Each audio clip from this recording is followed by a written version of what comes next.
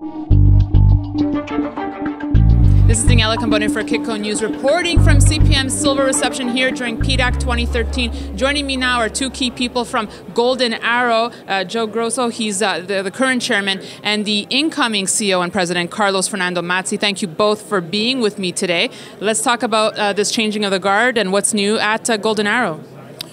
Thank you for the invite, and I'm delighted to introduce the incoming president, Carlos Fernandez Mazzi, who basically one that I've been looking for a long time, to follow in the tradition of what is required in Argentina, what is required for modern mining approach. And I'm delighted and welcome, of course, Carlos to the company, and I am sure that that tradition will be honored. And we feel that Argentina is a great place to be. And we'll get to that in a second, Joe, but I wanted to ask you, when you're selecting a CEO, what do you look for? What makes a good mining CEO in your opinion? One word: experience. Carlos, let's get your point of view now. Welcome aboard to Golden Arrow. Congratulations on the position. What are you looking to bring to the table?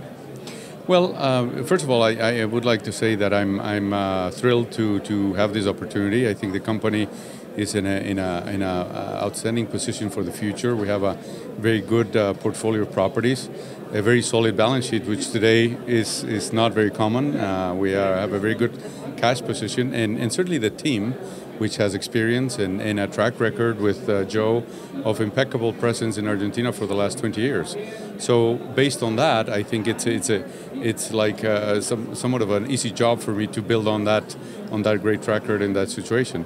Now, what I bring to the table, I hope that I bring the experience of having done successful projects. I was the local chief executive of the San Cristobal project, which was a major investment in Bolivia.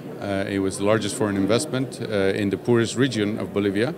And as I always say, if you have the money, the engineering and all the technical side, you can build a mine anywhere. Right. Well, that's a key point. If you have the money, and that's one of the main problems that mining companies are facing today. How do you raise capital? How do you raise money to carry out exploration? Well, I'll get to that, but I think that I wanted to make the point that what is relevant today to build a successful mine, there's a lot of other issues that are beyond money and beyond engineering and beyond the technical side, which is dealing with the communities, with the stakeholders, with different jurisdictions, etc. And I think that's what I hope to bring to the table, a big, very broad concept to building a mine.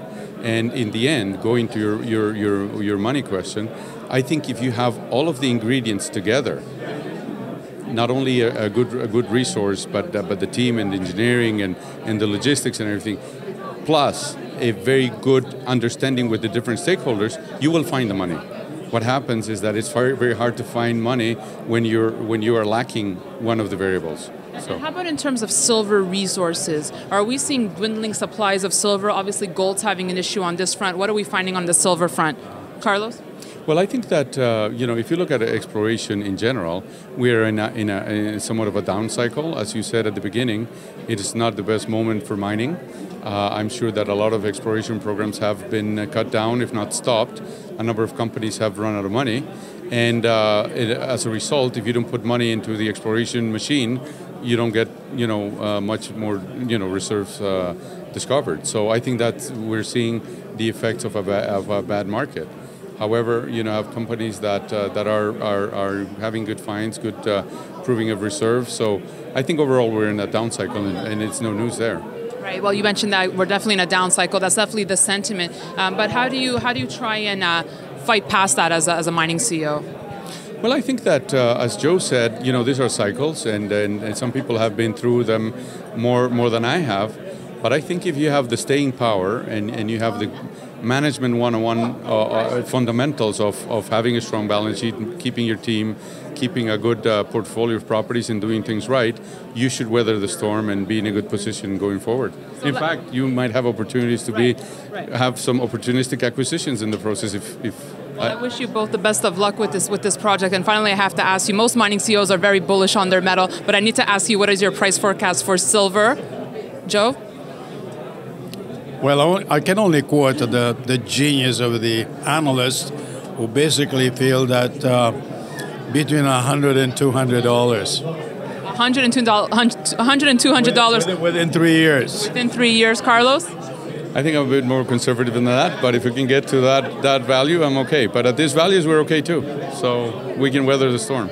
Well, thank you both for your thoughts. I appreciate speaking with you today. And thank you for watching our coverage from PDAC 2013. We'll have more for you on Kitco.com. In the meantime, you can email me any comments or questions at newsfeedback@kitco.com or follow this conversation at Daniela Cambone. Thanks for watching.